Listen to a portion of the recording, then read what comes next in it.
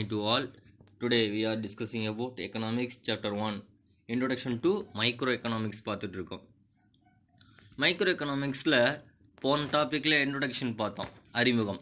இன்றைக்கி டுடே என்ன நம்ம ஸ்டடி பண்ண போகிறோம், என்ன படிக்க போகிறீங்க அப்படின்னு பார்த்தீங்கன்னா எக்கனாமிக்ஸ்னால் என்ன மீனிங், எக்கனாமிக்ஸோட மீனிங் நம்ம பார்க்க போகிறோம். The term or word economics comes from, அதாவது இந்த டேர்ம் பார்த்திங்கன்னா எங்கேருந்து கிடச்சிருக்கு இந்த வார்த்தை, இந்த வேர்டு. அப்போ இந்த வார்த்தை எங்கேருந்து கிடச்சிருக்கு நமக்கு? ancient Greek. The term word economics comes from ancient Greek word economics. அதாவது ancient Greekல நம்ம என்ன சொல்லுவோம்னா, எங்கேருந்து வந்துச்சுன்னா ancient கிரேக்க சொல்லிருந்து நமக்கு கிடச்சிருக்கு இந்த வேர்டு எக்கனாமிக்ஸ். அங்கேருந்து நமக்கு வந்திருக்கு. அப்போ அதுக்கு என்ன மீனிங்னா, எக்கனாமிக்ஸ்னு என்னதுன்னா ஐகானமிக்ஸ்ன்னு நம்ம சொல்லுவாங்க. அது என்னங்க sir economics? What is the economics? அதாவது oikos means household. House ஹோல்டுனா என்ன அர்த்தம்? நிர்வாகம். ஹவுஸ் ஹோல்டுனா வீட்டுத்துறை. அப்போ வீட்டை நம்ம எப்படி நிர்வாகம் பண்ணது பார்க்கலாம். அதாவது நெமீன் மீன்ஸ் மேனேஜ்மெண்ட். அப்போ வீட்டு நிர்வாகம்னு நம்ம சொல்லுவோம். வீட்டு நிர்வாகம்னா என்ன?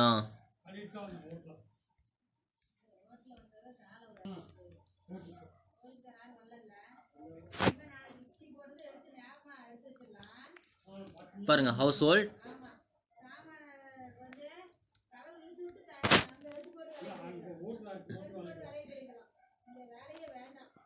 Customs R law.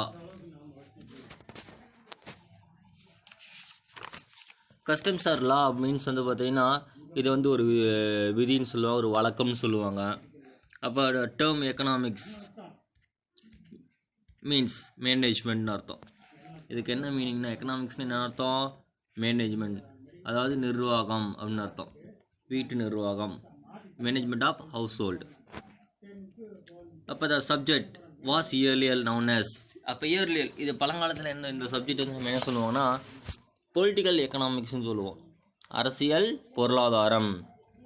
Is renamed as economics. ரீநேம்டுனா அதை என்ன பண்ணுறாரு பின்னாடி இப்போ பார்த்தீங்கன்னா ஆஃப்டரில் அது எக்கனாமிக்ஸ்ன்னு சொல்லிட்டு நேம் வச்சு சொன்னாங்க. இந்த late 19th century by Albert Marshall. Albert Marshall மூலமாக எக்கனாமிக்ஸ் அப்படின்னு சொல்லிட்டு சேஞ்ச் பண்ணி கொடுத்தாரு, நமக்கு ரீநேம் பண்ணி கொடுத்துருக்காரு.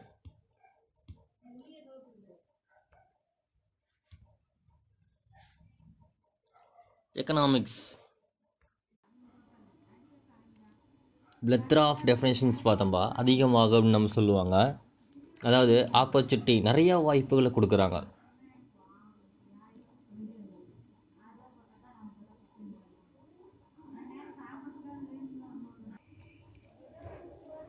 பிளத்ரா ஆஃப் டெஃபினேஷன் சொல்லுவாங்க. Saying the more the merrier. The each definition refers to unique generalization, a wide. அதாவது இந்த அப்போ ஒரு யூனிக் ஜெனரலைசேஷன் கொடுக்கக்கூடியதாக இருக்குது, பொதுமைப்பட்ட ஒரு தனித்துவம் வாய்ந்ததாக இருக்குதுன்னு சொல்கிறாங்க.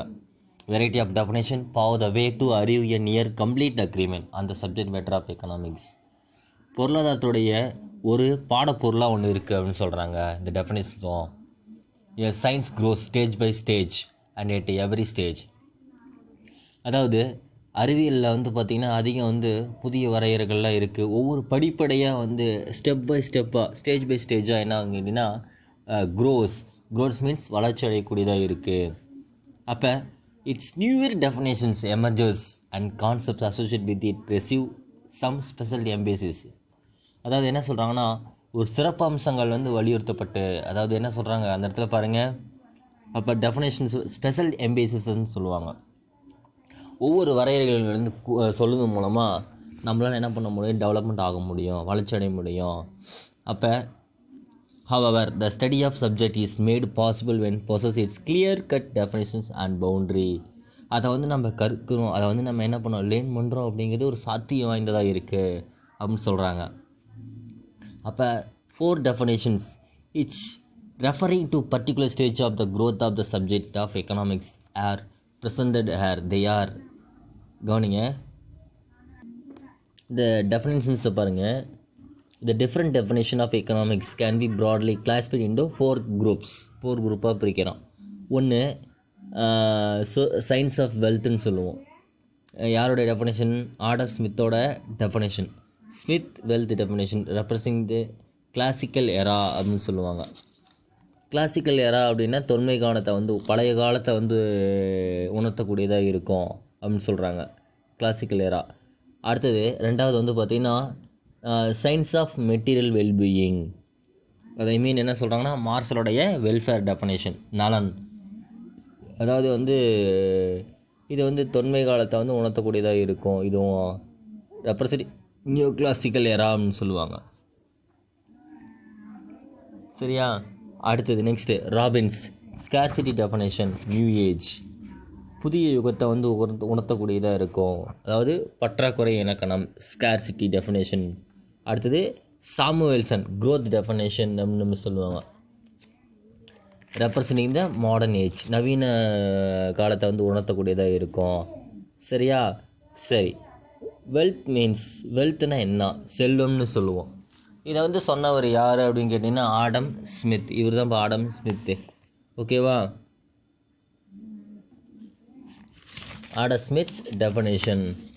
இவர் வந்து என்ன பண்ணுறாருன்னா, ஆடம் ஸ்மித்து பாருங்கள், இவர் வந்து ஃபாதர் ஆஃப் பொலிட்டிக்கல் எக்கனாமிக்ஸ்ன்னு சொல்லுவோம். அரசியல் பொருளாதாரத்தை தந்தை, ஃபாதர் ஆஃப் எக்கனாமிக்ஸ். ஓகேவா? Who is father of economics? பொருளாதாரத்தை தந்தை யாருப்பா? Adam Smith. Father of political economics யார்? அரசியல் பொருளாதார தந்தை யார்? Adam Smith. ஓகேவா? அப்போ it is only after Adam Smith we study economics as a systematic science அப்படின்னு நம்ம சொல்கிறோம். ஆடம் ஸ்மித்தை வந்து அவருடைய எக்கனாமிக்ஸை வந்து நம்ம படிக்கிறோம் அப்படின்னா சிஸ்டமேட்டிக் சயின்ஸாக, அதாவது என்ன நம்ம சொல்லுவோம், சிஸ்டமேட்டிக்னா என்ன, ஒழுங்குபடுத்த விட்ட ஒரு அறிவியலாக வந்து நம்ம படிக்கிறோம் அப்படின்னா என்ன பண்ணுவோம், அதுக்கு காரணம் யாருன்னு கேட்டிங்கன்னா ஆடம் ஸ்மித்து. அப்போ economy, because he was the first person, எக்கனாமிக்ஸை வந்து who put all economic idea in a systematic way அப்படின்னு சொல்லுவோம். அவர் கொடுக்கக்கூடிய ஐடியாஸ் எல்லாமே பொருளாதாரங்கள் எல்லாத்தையும் என்ன பண்ணால் ஒழுங்குபடுத்தி நமக்கு கொடுத்துருக்கிறாரு. அப்போ அதனால தான் நம்ம என்ன பண்ணுறோம், அதை ஒழுங்குபடுத்தப்பட்ட ஒரு பொருளாதாரம், எக்கனாமிக்ஸை வந்து சிஸ்டமேட்டிக் சயின்ஸ்னு சொல்லுவோம். அது யாருப்பா? அவர் தான் ஆடம் ஸ்மித் அப்படின்னு நம்ம சொல்கிறோம். ஓகேவா? கிளாசிக்கல் எராப்பா. இவர் தான் father of economics, father of political எக்கனாமிக்ஸ்னு சொல்லுவோம். ஃபாதர் ஆஃப் கேபிட்டலிஸ்ட் எக்கானமி யாருன்னு கேட்டாலும் இவர் தான். அதாவது முதலாளித்துவ பொருளாதாரத்தின் தந்தை யார்? Adam Smith. Who is father of capitalism. ஓகேவாப்பா? 3 விதமான கொஷின் கேட்கலாம். First question, who is father of economics, who is father of political economy, who is father of capitalist economy, முதலாளித்துவ பொருளாதாரத்தின் தந்தை. அப்போ 3 விதமான கொஷின்ஸ்க்கும் ஒரே ஆன்சர் தான் ஆடம் ஸ்மித் தான். ஓகேவா? ஆடம் ஸ்மித் 1723 அவருடைய வந்து பர்த் வந்து 1723 வந்து பிறந்தார். 1790 வரைக்கும் அவருடைய வந்து காலம், அவருடைய பீரியட் ஆஃப் டைம். அப்போ his book and enquiry into nature and causes of wealth of nation, Adam ஸ்மித்தோட நாடுகளின் செல்லம். அதாவது என்ன நம்ம சொல்லுவாங்க, அவருடைய புக்கை வந்து என்ன எழுதியிருக்காருன்னா நாடுகளின் செல்வம், இயல்பும் காரணம் பற்றிய ஒரு ஆய்வு அப்படின்னு சொல்லி அவருடைய புக் வந்து கொடுத்துருக்காரு. அப்போ wealth definition, define economics as the science of வெல்த்னு சொல்லுவோம். பொருளாதாரத்தை வந்து அறிவியல், செல்வத்துடைய அறிவியல்னு சொல்லுவோம். ஐ மீன் செல்வத்தை பற்றி ஒரு அறிவியல் நம்ம சொல்கிறோம். He explain how a nation wealth is created and increased. அப்போ how a nation, nation means ஒவ்வொரு கண்ட்ரிஸும் வந்து வெல்த்தை வந்து எப்படி க்ரியேட் பண்ணுறாங்க. ஃபஸ்ட்டு நம்ம என்ன பண்ணணும், செல்வத்தை வந்து உருவாக்கணும், க்ரியேட் பண்ணணும். வெல்த் மீன்ஸ் செல்வம்னு சொல்லுவோம். ஐ மீன் மணியை வந்து மெஷர் பண்ணக்கூடியது, பணத்தை வந்து குறிக்கக்கூடியது. ஓகேவா?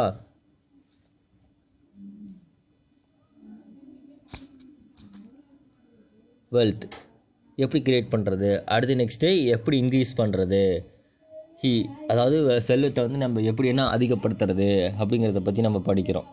சரியா? அடுத்தது பாருங்கள் next.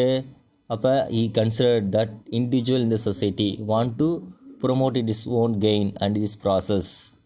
He is guided and led by invisible hand. அதாவது அவரை பொறுத்த வரைக்கும் சமுதாயத்தில் வந்து என்ன பண்ணுறாங்க, தனி மனிதர்கள் வந்து சுய லாபத்துக்காக, முன்னேற்றத்துக்காக என்ன பண்ணுறாங்க, எப்படி வந்து லாபத்தை வந்து அடையிறாங்க. சரியா? அப்போ என்ன பண்ணுறாங்க, இன்விசிபிள் ஹேண்ட் அப்படிங்கிறது திரைக்கு பின்னாடி பார்க்கும்போது அப்போ கெயின் த ப்ராசஸ் கெயின் கிடைக்குது. அப்போ he state that every man motivated by his self interest. அப்போ ஒவ்வொரு மனுஷனும் சுய ஆர்வத்தால் வந்து இன்டியூஸ் பண்ணணும், அவங்களோட செல்ஃப் இன்ட்ரெஸ்ட் இருக்கிறோம். அப்படி இருந்தால் தான் நம்ம என்ன பண்ண முடியும், அப்போ அவங்கள நம்ம மேலே கொண்டு ஒரு டெவலப்மெண்ட் பண்ண முடியும். அவங்களோட இன்ட்ரெஸ்ட்டை வந்து இன்க்ரீஸ் பண்ண முடியும். This means that each person works for is own good. சுய நன்மைக்காக உழைக்க ஆரம்பிக்கிறான், ஒர்க் பண்ணுறான் அவனுக்காக. அப்போ என்ன பண்ணுறாங்க, அதுக்காக ஸ்மித் என்ன பண்ணுறாருன்னா favour the introduction of division of labour, அதாவது ஒரு புக் அறிமுகப்படுத்துகிறாரு. வேலை பகுப்பு முறை டிவிஷன் ஆஃப் லேபரை வந்து அறிமுகப்படுத்துகிறாரு. ஸ்மித் வந்து அதை என்ன பண்ணுறாரு, favours introduction of division of labour. Division of லேபர்னால் ஒரு ஒர்க்கை நம்ம என்ன பண்ணணும், டிவைட் பண்ணி கொடுக்கணும். டிவைட் பண்ணி கொடுக்கும்போது என்ன ஆட்டோமேட்டிக்காக அந்த ஒர்க்கு எல்லாத்துக்கும் ஸ்ப்ளிட் பண்ணி கொடுத்தோம் அப்படின்னா அந்த ஒர்க்கு சீக்கிரம் ஈஸியாக டைமுக்குள்ளே வந்து நம்மளால் ஃபினிஷ் பண்ண முடியும். To increase the quantum of output நமக்கு நிறைய கிடைக்கும். Severe competition factories and society help in bettering the product. அப்போ எப்படி அந்த நிறுவனங்கள் கடுமையான போட்டினால என்ன பண்ணுறாங்கன்னா சிறந்த பொருட்கள் கிடைக்க வந்து உதவுது. அவங்களுக்குள்ள காம்படிஷன் இருக்கிறதுனால தான் நல்ல ஒரு கூட் வந்து நமக்கு கிடைக்கும். அப்போ increase in the quantum of output கிடைக்கும். ப்ளஸ் அது இல்லாமல் என்ன factory society help in bettering product. Bettering product means வந்து பார்த்திங்கன்னா குவாலிட்டி ஆஃப் த ப்ராடக்ட்னு சொல்லுவோம். நல்ல தரமான பொருளை வந்து மினிமம் காஸ்ட்டில் வந்து நமக்கு கிடைக்கும், கம்மியான செலவில். Supply force very active. அந்த இடத்துல சப்ளை ஃபோர்ஸ்னு வந்து ஆக்டிவாக இருக்குது. சப்ளை ஃபோர்ஸ்னு என்ன அர்த்தம், அதாவது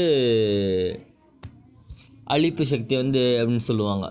சப்ளை ஃபோர்ஸ் அழிப்போட ஆற்றல் வந்து அதிகமாக இருக்கும். சப்ளை ஃபோர்ஸ்ன்னு சொல்லுவோம். இஸ் வெரி ஆக்டிவ் அண்ட் சப்ளைனா இன்க்ரீஸ் பண்ணிகிட்டே இருப்போம்.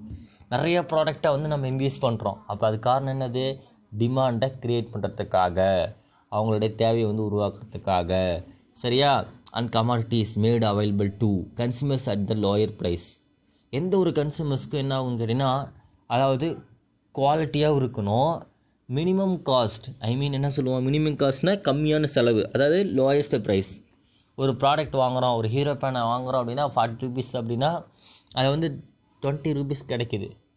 நிறைய பெனிஃபிட் கிடைக்கணும், நிறைய இங்கு ஊற்றணும்னா நல்லா ரைட் பண்ணணும், ஹேண்ட் ரைட்டிங் நல்லா இருக்கணும், அந்த மாதிரி இருக்கணும் எக்ஸ்பெக்ட் பண்ணுவோம்.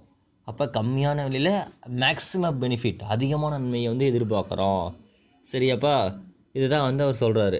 அப்போ the publication of Adam Smith the wealth of nation 1776 book வந்து பப்ளிகேஷன் எப்போ பண்ணார், வெல்த் ஆஃப் நேஷன் 1776 பப்ளிஷ் பண்ணார். யார், Adam Smith. Been described effective both of economics separate discipline.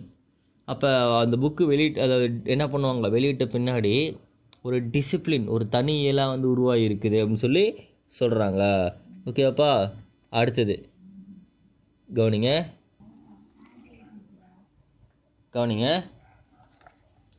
Criticism பார்க்குறதுக்கு முன்னாடி அவர் சொன்ன கான்செப்ட் பாருங்கள்.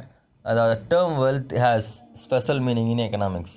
வெல்த் அப்படிங்கிறது என்னதுன்னு கேட்டிங்கன்னா செல்வம்னு சொல்லுவாங்க. அதுக்கு வந்து சிறப்பு வந்து இருக்குது, ஒரு வந்து அர்த்தம் இருக்குது அப்படின்னு சொல்கிறாரு. இந்த ஆர்டினரி லாங்குவேஜில் வந்து நம்ம சாதாரணமாக என்ன சொல்லணும்னா வெல்த்னா பணம்னு சொல்லுவாங்க. ஆனால் பட் இந்த எக்கனாமிக்ஸில் பொறுத்த வரைக்கும் wealth refer to those goods which satisfy human wants. அதாவது இங்கே எக்கனாமிக்ஸில் படிக்கிறப்ப வெல்த் வந்து எதை ரெஃபர் பண்ணுது, ஒரு குட்ஸ் மூலமாக ஹியூமன் வான்ட்ஸ் வந்து சாட்டிஸ்ஃபை அடைய வைக்கணும். சாட்டிஸ்ஃபைனா மனிதனுடைய விருப்பங்களை வந்து அடைய வைக்கணும். எனக்கு சாட்டிஸ்ஃபைடாக இருக்குது, ஐ எம் சாட்டிஸ்ஃபைடு. இப்போ ஃபுட் ஈட் பண்ணியிருக்கேன் அப்படின்னா என்ன பண்ணணும், எனக்கு சாட்டிஸ்ஃபேக்ஷன் இருக்குதுன்னு நம்ம சொல்கிறோமா, அதை தான் இவங்க வந்து சொல்கிறாரு. அப்போ ஒரு கூட்ஸை வந்து நம்ம வாங்கி யூட்டிலைஸ் பண்ணுறோம், ஒரு பொருளை வந்து வாங்கி நம்ம பயன்படுத்துகிறோம் அப்படின்னா அது மூலமாக எனக்கு வந்து சாட்டிஸ்ஃபேக்ஷன் கிடைக்கும், மனநிறைவை வந்து ஏற்படுத்தக்கூடியதாக இருக்கணும். But we should remember all goods which satisfy human wants are not wealth அப்படின்னு சொல்கிறாரு. எல்லா பொருளையும் மனிதர்களோட விருப்பத்தை வந்து நிறைவு செய்யக்கூடியதாக எல்லாமே நம்ம செல்லுன்னு சொல்ல முடியாது, வெல்த்துன்னு சொல்ல முடியாது. For example air and sunlight R essential for us. அதாவது ஏர் அண்ட் சன்ஷைன் வந்து நமக்கு எசென்ஷியல், மிகவும் முக்கியமானது தான். ஆனால் அதை வந்து நம்ம என்ன சொல்லுவோம் அப்படின்னு கேட்டிங்கன்னா வெல்த்துன்னு நம்ம சொல்ல முடியாது. We cannot live without them. இது இல்லாமல் நம்மளால் உயிர் வாழ முடியாது, கரெக்டு தான். But they are not rewarded, அதை வந்து ரிகார்ட் அவர் வந்து மென்ஷன் பண்ணல as wealth because they are available in abundance and unlimited in supply. நமக்கு வந்து அன்லிமிட்டடாக இருக்குல்ல, அதாவது சப்ளை கிடைக்கும் நமக்கு.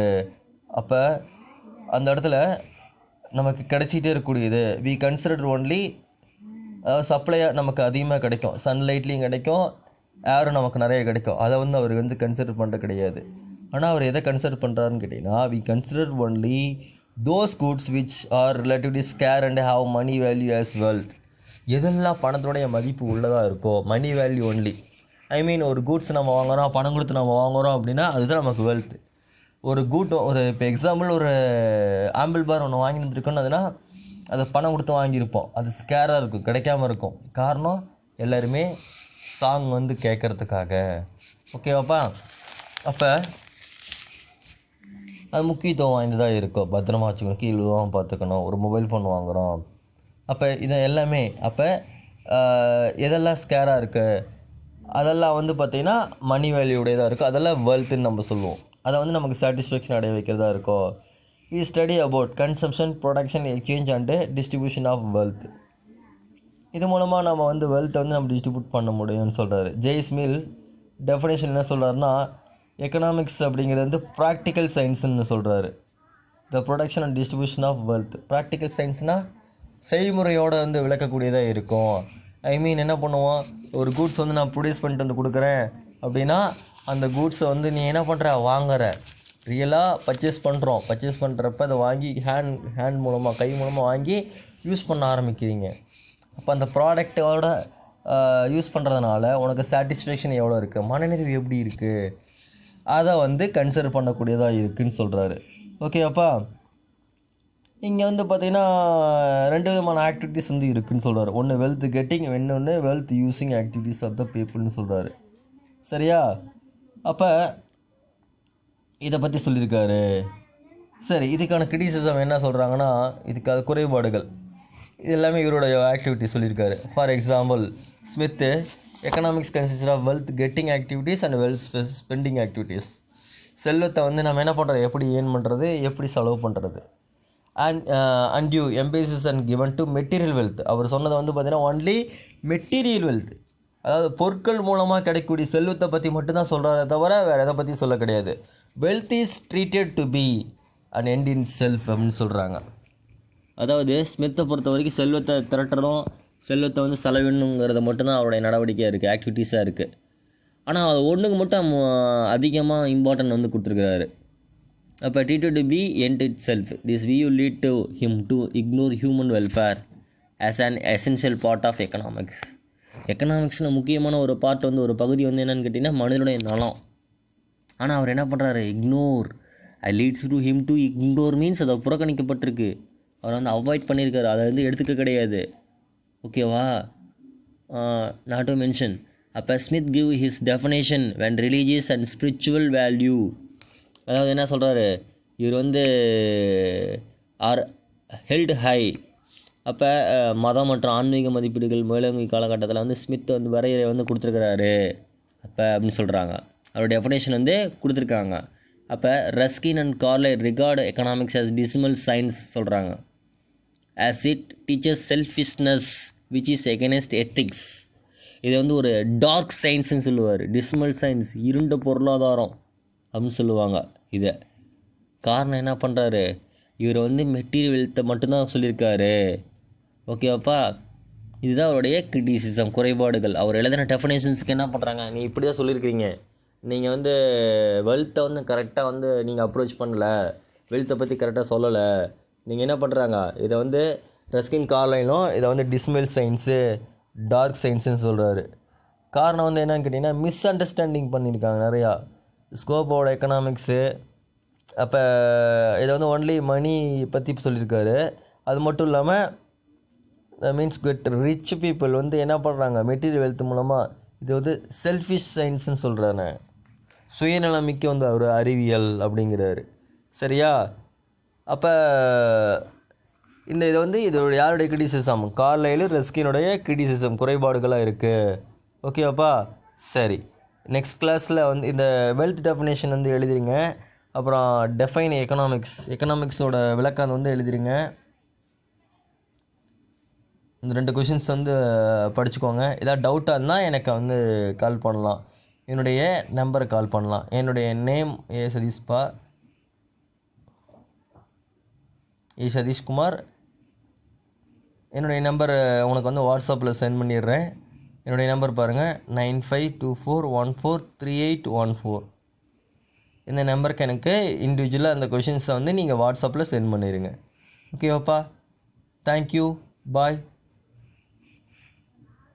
நெக்ஸ்ட் கிளாஸில் வந்து உனக்கு வந்து வெல்ஃபேர் டெஃபினேஷன் வந்து பார்க்க போகிறோம். ஓகேவா? தேங்க்யூ.